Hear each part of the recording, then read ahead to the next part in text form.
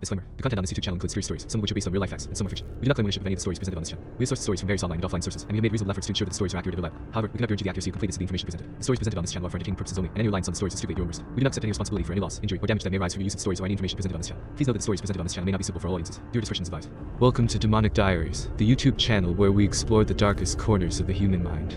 Join me, your host, as I delve into the pages of terrifying tales and haunting stories.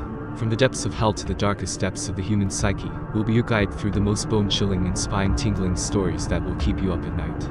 So buckle up and prepare to be scared, because on Demonic Diaries, every story has a dark side. Don't forget to hit the subscribe button and ring the bell to be notified of new videos. Let's get started. Number 1. So I was on the way home from Arby's with a mint chocolate shake. Zoned out for a second, almost didn't notice his car. I tried just letting him through, but he insisted I go on ahead. Didn't think much of it and just continued on walking. He drove on ahead and parked his car near some apartments. He had on a black polo shirt, so I assumed he was just dropping something off for a job or something. As I kept walking, he approached me and offered me a $20 bill. I asked why, but couldn't understand what he said in response. I refused since I know what's best for me. However, that didn't deter him. He grabbed my waist and I stepped to the side. He then started pulling me towards his car. I put his hand so he wouldn't silence me, and made sure to scream as loud as possible to try and attract any bystanders if I could. He managed to get me into his car, and just before he could close it, I stuck my foot through the door to keep it open. I then got out and made myself go limp, since adding dead weight without warning creates sudden resistance, and makes it harder for them to grasp you. Due to this quick thinking, I was able to get away unharmed. I quickly booked it and got on the phone with my mom once I was at a safe distance. I made sure to stay on the phone until I got back. After that, I'd taken some time to calm down and waited for the cops to get there to get my statement. The officer ended up praising my quick thinking, telling me that I'd luckily done everything right in this situation. Please, guys, take self-defense seriously. I've only ever had a week-long course, and just that alone had managed to save my life. I didn't remember too much from my self-defense course, and only used the basic techniques that I'd remembered, which was making noise, dropping my weight, and checking behind me. Any other actions I'd taken were a result of logic and quick thinking. Chances are, if I'd gotten more self-defense training, it likely wouldn't have been as close of a call as it was. Also, never accept money from strangers. While there are good Samaritans, there's also people who don't have your best interest in mind. If you do think they have good intentions, make sure to double-check by asking why they're offering you money. If you don't get a good legitimate reason, then make sure you refuse. If you refuse and they still persist, then get away immediately. Number 2. Trigger warning. Graphic depictions of manipulation, verbal, physical and psychological abuse. It has taken me many years to tell this story out of both fear and embarrassment. I share this today as more than simply therapy for myself, but as a warning to all people. Be careful who you meet on social media. In 2018, my ex-husband and I were at the end of a very tumultuous marriage. He and I had been polyamorous for about 3 years before I met this guy. His name was Jez. I met Jez on Occupid. I was 28 and he was 42. We hit it off very quickly. After a few weeks of talking, I agreed to meet up with him at a restaurant close to my house. We sat and talked for a few hours before I invited him over to meet my husband. Things went very well and they seemed to get along, so Jez and I started dating. This guy completely swept me off my feet. Jer was sweet and caring. He enthusiastically listened to every little thing on my mind, engaged, and validated me. Over and over again he absolutely revered me for my strength and wisdom. He practically worshipped me for all that I was, and all I was becoming. He showered me with gifts, flowers, and random good deeds, just to make me feel safe, wanted, and cared for. I had never been in a relationship that felt quite like that. It was wonderful. It was as though we had been looking for each other for years. After the first few weeks, he had a meltdown over my polyamorous nature. He pulled the plug because he said he was already falling for me, and couldn't handle sharing me. I stood my ground and accepted this boundary and the fact that I would have to let him go. I left that night sad but confident that I had done the right thing for the both of us. That next week he sent me flowers and a card to my workplace, begging for another chance and reassuring me that he would rather try than not and end up regretting it. Even though it was scary, he wanted to take this journey with me. We continued dating and it was just as wonderful. Long nights we spent awake talking, sharing, laughing, lovemaking, and planning.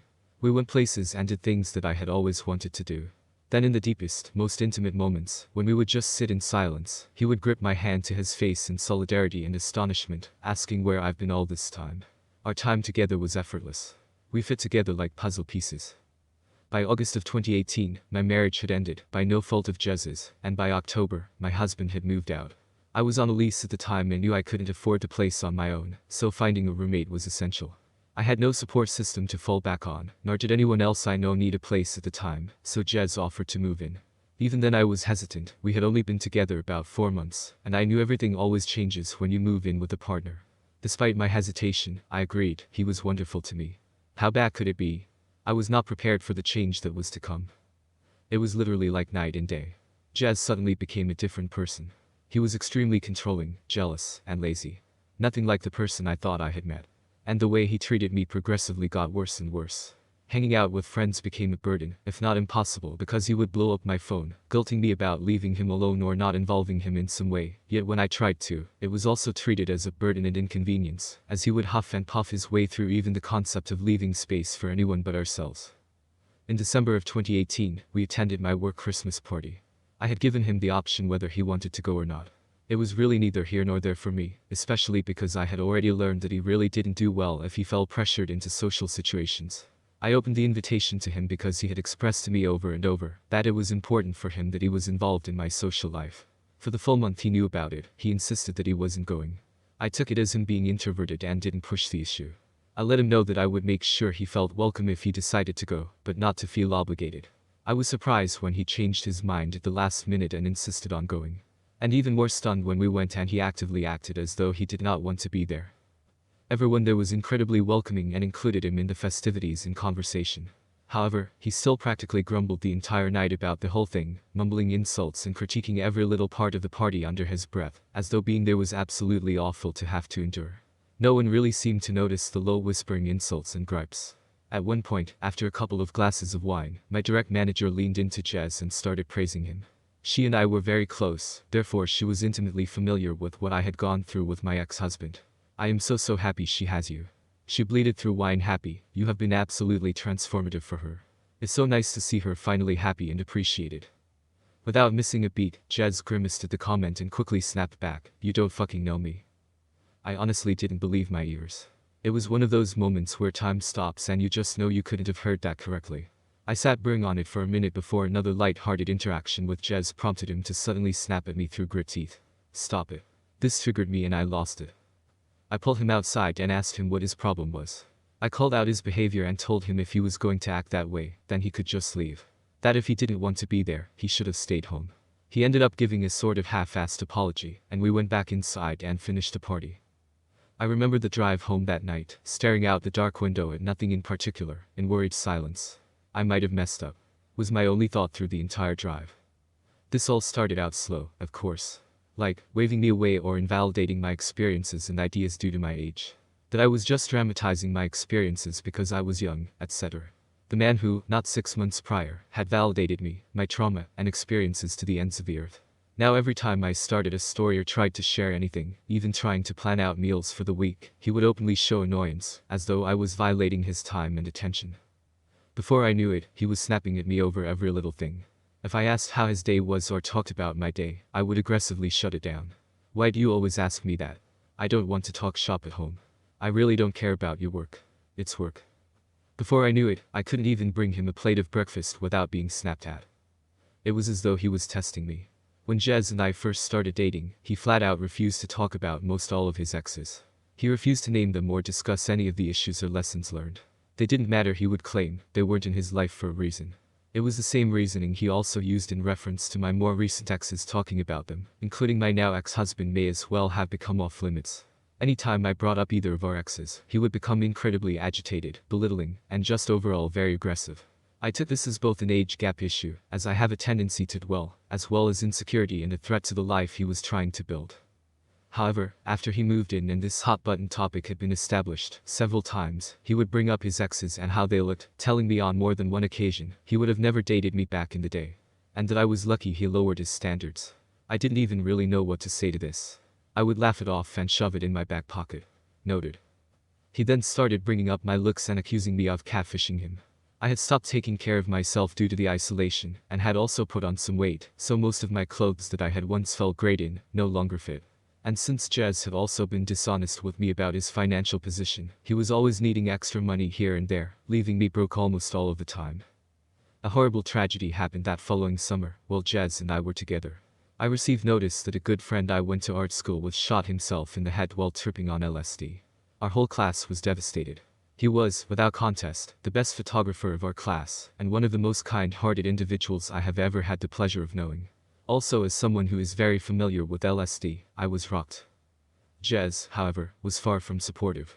He pretty much immediately shrugged it off. That's life. I guess that's what he gets for fucking around with LSD.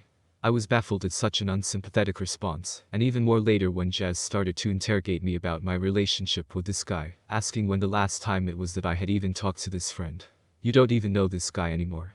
Who cares? I broke up with him the first time after he called me at work raging. I was busy, so I wasn't able to answer right away, but once I was finally able to answer, I was met with intense anger. It was storming, and one of my dogs was having an anxiety attack due to storm and separation anxiety. This wasn't the first time, and he was well aware of what she needed in those moments. Why the fuck aren't you answering my calls? You answer when I call you, I don't care where you are. He went on for a few minutes, calling me a shitty girlfriend, and laying into me over my sudden distance and lack of communication while I was at work. At this point, I was done and I lost it. I tore into him over everything, especially causing problems for me at work. That being in my life is a privilege, and if he's going to wake up every day acting like he hates me, then I don't know what on earth he's even doing with me. I told him that I expected him to get his things and leave. He was always threatening to go back to his old roommates where there was still a room. I didn't want him there when I got home, and we could coordinate times for him to come and get the rest. He flat refused, suddenly victimizing himself, claiming he had nowhere to go. How dare you make me fall in love with you? How dare you take me to meet your father and then dump me? My manager and her husband ended up following me home that evening because she was concerned for my safety and had offered to let me stay with her for a few days. I will never forget the scene I walked into. Like the ingrate George begging for his life. My boss stood next to me, watching as this 42-year-old man crawled on his knees before me, begging for mercy and communication. At one point, wrapping his arms around my legs, crying into them. I can't believe this is happening. She's the love of my life, you know that. He cried to my boss. I couldn't believe what I was witnessing. This was the antithesis of the heartless person I had been spending my days with. I shook him off and went to the back of the house, gathering enough of my things to get me through the next few days, as well as any and all valuables I could think of. It took a few days, but after about a week, Jez started blowing up my phone. Apology after apology. Suddenly, he was the man I met again. Full of humility and self-awareness. He acknowledged the awful way he had treated me and sent me walls and walls of well-thought-out messages, psychoanalyzing his own behavior, where it comes from, and the ways he knows it needs to change. I took him back. Like a dumb, desperate girl, I took him back. It wasn't long into this second round that he started to guilt me over the breakup.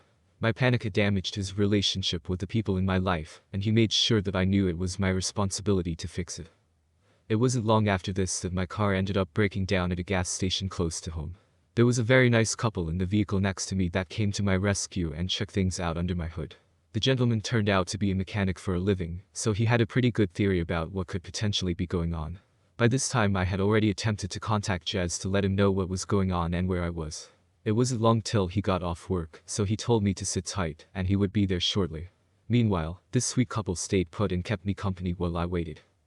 Jez barreled in about 15 minutes later, completely ignoring the couple that had helped me.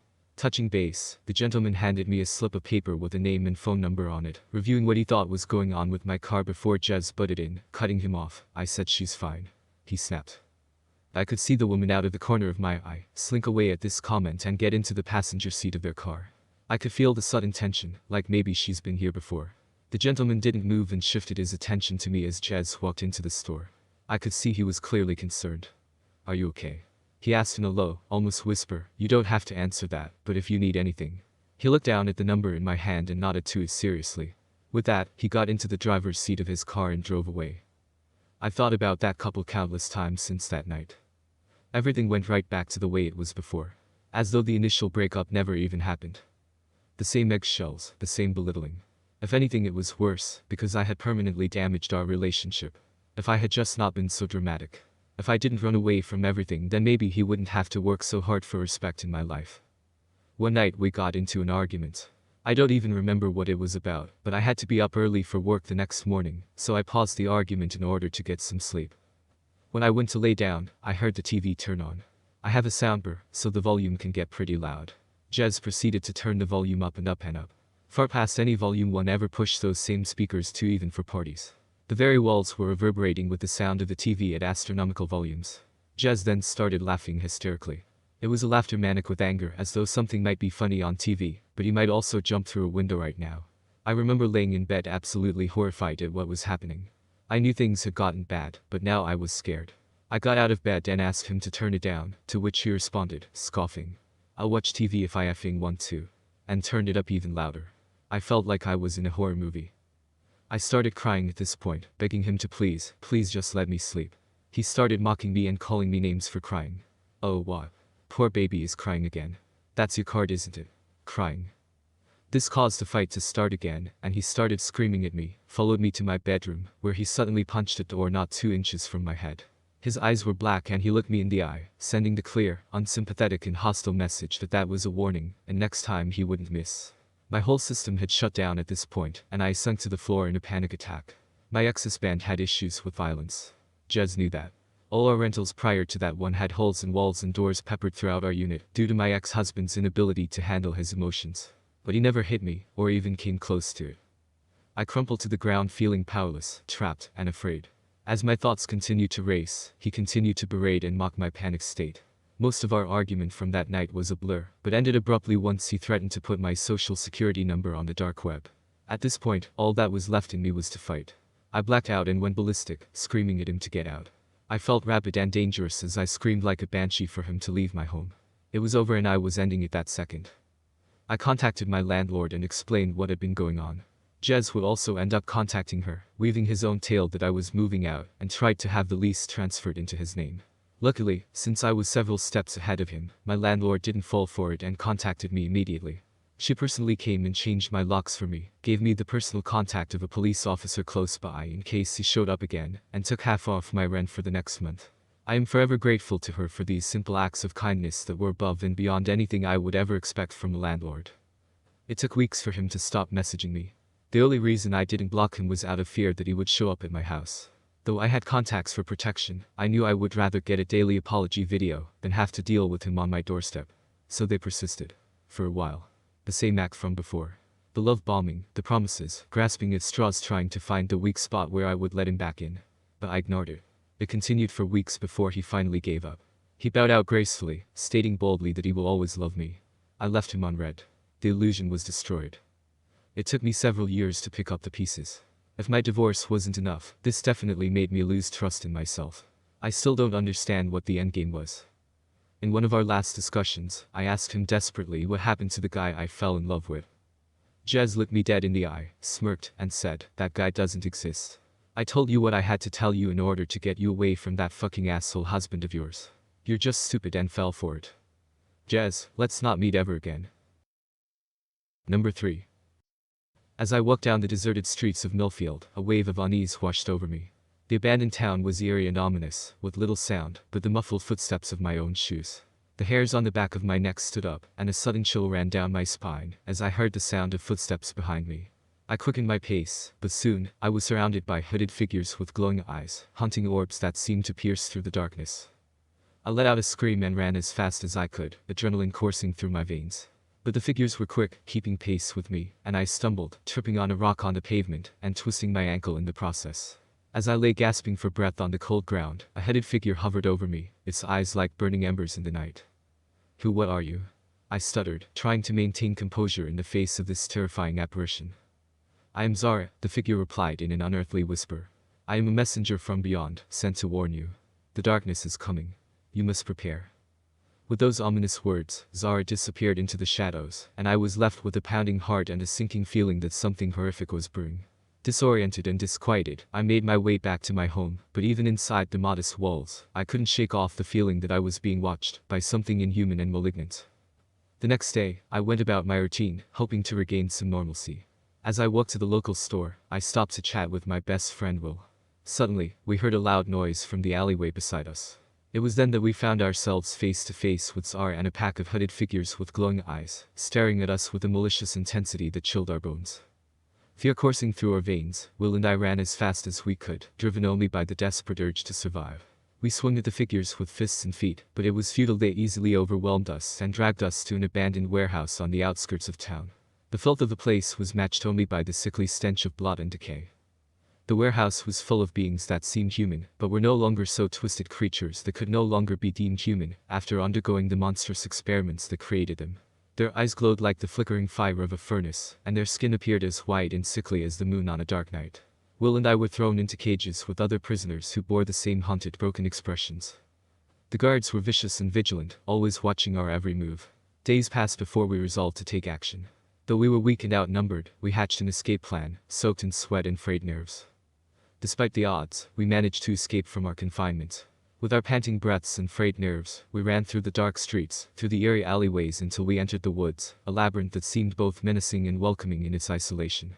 With uncertainty and hopelessness mounting within us, we stumbled upon a cabin in the woods, a ramshackle structure that appeared just abandoned enough for us to take refuge. We fumbled with the door, our fingers numb from fear, and found the cabin to be barely habitable, with spider webs strung along the corners of the musty room, and the smell of dust and neglect. But it was shelter, and we took it, collapsed onto the floor in a twisted heap. We rested only for a few moments, though, knowing that there was no hiding from the hooded figures for long. We finally came up with a plan to confront our captors, to take back our lives from their vile claws. We made our way back to the warehouse, battle-ready and unflinching. We fought tooth and nail, with every ounce of strength and courage we had, but despite our efforts, the hooded figures soon overpowered us. They captured and dragged us back to the warehouse, where we were subjected to more brutal experiments, torments beyond imagination. But I never gave up, even when there seemed to be no hope left. When the guards got a bit careless, I seized my chance to break free. I ran for my dear life, far and wide, until I stumbled back through the streets of Millfield once more, a town that would never be the same again. Every full moon, the headed figures could still be seen roaming the streets, and the citizens of Millfield closed their curtains and prayed that they would never see those glowing eyes again. The horrors we witnessed were forever etched in our minds, a gut-wrenching reminder of the nightmare that once was. Thanks for tuning in to Demonic Diaries, where we explore the darkest corners of the human psyche. Stay tuned for more spine-tingling tales, and don't forget to keep the lights on. Until next time, stay safe, stay curious, and embrace the darkness. And if you enjoyed this video, don't forget to like and subscribe to Demonic Diaries for more terrifying tales. Your support helps us bring you more hair-raising content, so be sure to hit that notification bell to never miss an upload. Thank you for watching, and we'll see you in the next video.